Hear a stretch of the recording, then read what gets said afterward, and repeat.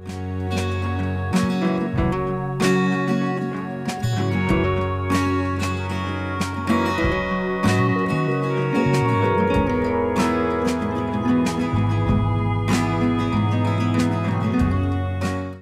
To Suman TV. Simple cauliflower masala చేసుకుందామండి. కాలీఫ్లవర్లు ఇప్పుడు ఈ రోజుల్లో హైదరాబాద్ లాంటి చోట చాలా బాగా వస్తాయి. ఏ ఊళ్ళల్లో అయినా కనపడతాయండి. ఇప్పుడు విజయవాడ రోడ్లలో కనిపిస్తాయి. మొన్న అనంతపురం వైపు వెళ్తే అక్కడ కూడా బాగా విరివిగా కనిపించాయి. ఎక్కడున్నా ఒకటే. మనం దీంతో బోల్డ్ రకాలు చేసుకున్నాం. సింపుల్ ఫ్రై చేసుకోవచ్చు, ఇగురు చేసుకోవచ్చు, మసాలాదార్ కర్రీ చేసుకుంటే అన్నంలోకి, జీరా రైస్లోకి, రొట్టెల్లోకి, పూరీల్లోకి కూడా చాలా బాగుంటుంది. సింపుల్గా ఈజీగా చేసుకుందాము. మసాలాలు కూడా వేయించి హడావిడి ఏం చెయ్యం, మనం ఈజీగా అయిపోతుంది. అయితే దీన్ని ఏంటంటే ముందే మనం కాలీఫ్లవర్ని కాస్త గోరువెచ్చటి నీళ్ళలో కాస్త ఉప్పు పసుపు వేసి ముక్కలు తరిగి అందులో పడేసి కట్ చేసేసుకొని పడేసుకుంటే అది పురుగు ఏమైనా ఉంటే పక్కకి వెళ్ళిపోతుంది. శుభ్రంగా అలా చేసి కడిగి పెట్టాను. స్టవ్ మీద ఒక గిన్నెడు నీళ్ళు పెట్టా. కొంచెం పసుపు వేద్దాం. అందులో ఒక చిటికెడు పసుపు వేసి ఈ కాలీఫ్లవర్ని వేడి నీళ్ళల్లో వేసేద్దాం. ఒక 2 పొంగులు రానిస్తే మనకి కూరకి బాగుంటుంది అనమాట. మెత్త మృదువుగా ఉంటుంది. నూనెలోనే వేపితే రుచి వేరు, ఒకసారి ఉడికిచ్చి మళ్ళీ మనం మసాలాలో వేసుకుంటే ఉండే రుచి వేరు. అబ్జర్వ్ చేయండి. మీకు టైం లేకపోతే నూనెలోనే వేసుకోవచ్చు. టైం ఉంటే కనుక ఇలా చేస్తే బాగుంటుంది. ఈ లోపల మనం ఏం చేద్దామంటే ఓ మిక్సీ జార్లో ఓ పెద్ద ఉల్లిపాయ లేదా ఓ పెద్దది వచ్చినది 2 చిన్న ఉల్లిపాయలు వేద్దాం. తర్వాత ఈ ఉల్లిపాయలతో పాటుగా ఒక 6 లేదా 8 జీడిపప్పులు వేసుకుంటే బాగుంటుంది. వీటిని మెత్తగా గ్రైండ్ చేసేద్దాము. ఇందులోకి మనం టమాటా కూడా వేసి గ్రైండ్ చేసుకోవాలి.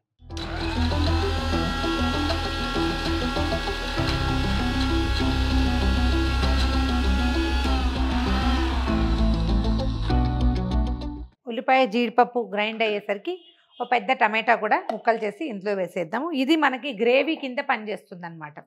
మీరు కారం ప్రిఫర్ చేసేటట్టయితే అంటే చురుగ్గా ఉన్నా పర్వాలేదంటే ఓ 2 పచ్చిమిరపకాయలు ఇందులో వేసుకోవచ్చు. నేను పైన నూనెలో వేసే అలవాటు నాకు. తీసి పక్కన పెడతారు కదా అనిపిస్తుంది.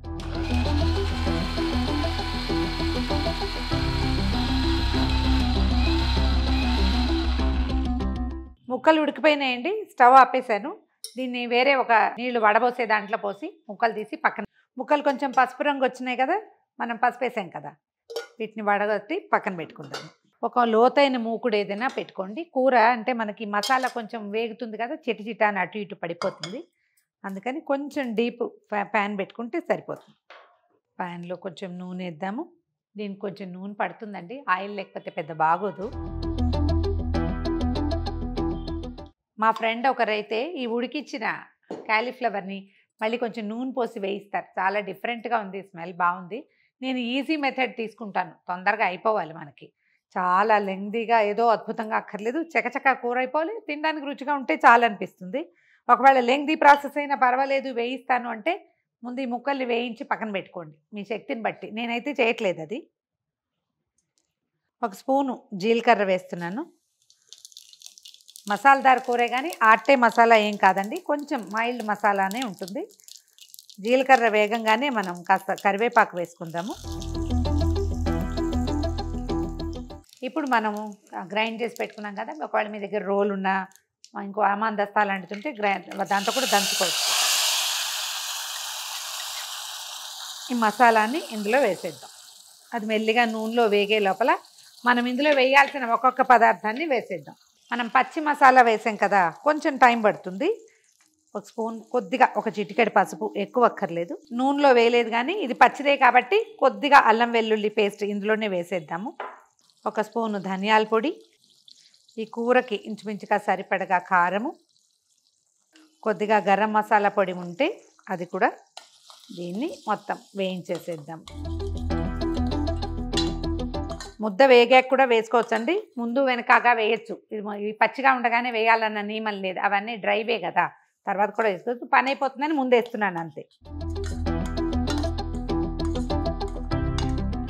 ఒక 3-4 పచ్చిమిరపకాయలు కూడా ఇందులో వేసుకోవచ్చు మనం తినగలిగే కారాన్ని బట్టి. మంచి వాసన వస్తుందండి. ఈ నూనె కూడా బయటకు వచ్చేసే టైంలో ఉప్పు వేసేద్దాం ఇందులో. ఈ ఉప్పు తడి తగిలేసరికల్లా మళ్ళీ ఇంకా కొంచెం పలుచబడుతుంది. సరిపడా సాల్ట్ వేసి ఈ ముద్దని కొంచెం వేగనిస్తే సరిపోతుంది. ఆయిల్ కనిపిస్తుంది చూడండి మనకి. మనం వేసే నూనె మళ్ళీ మనకు కనపడాలన్నమాట.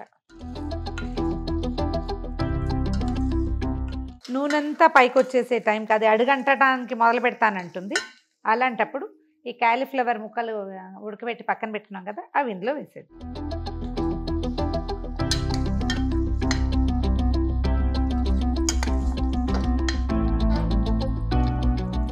ఇందులో టమాటా పులుపు కాకుండా ఇంకా కొంచెం పుల్లగా కావాలంటే ఒక స్పూన్ పెరుగు వేసుకోవచ్చండి. మీదే చాయిస్, నేను వేయట్లేదు. కావాలంటే వేసుకోవచ్చు. సన్నటి మంట మీద మూత పెడదాము. ఒకవేళ డ్రైగా ఉంది, ఒక మగ్గదు మసాలాలు అనిపిస్తే కొద్దిగా నీళ్లు చల్లచ్చు. పొయ్యొద్దు, నీళ్లు చల్లితే సరిపోతుంది. మన కూర మగ్గిపోయిందండి. అకేషనల్గా మధ్య మధ్యలో ఒకసారి కదిపి దాని మొహం చూడటమే కానీ అంతకంటే మనం ఏం చేయక్కర్లా. ఆయిల్ బయటికి వదిలిపెట్టేస్తుంది, తీసేసేయచ్చు. కొంచెం ఫ్రెష్ కొత్తిమీర వేసుకుని పొయ్యి మీద ఉండగానే వేయటం అలవాటు చేసుకోండి. అప్పుడు కొత్తిమీరలో ఏదైనా చిన్న పన్న శిలీంధ్రాలు అలాంటివి రకరకాలు ఏమైనా ఉంటే అవి కుక్ అయిపోతాయి గోల లేకుండా. కడుగుతాం కానీ ఏమిటో ఒక అనుమానంగానే ఉంటుంది. కూర రెడీ అయిపోయిందండి. స్టవ్ ఆపేసి వేరే దాంట్లో పెట్టుకుందాము. కొంచెం గ్రేవీ తోటి చాలా బాగుంటుందండి.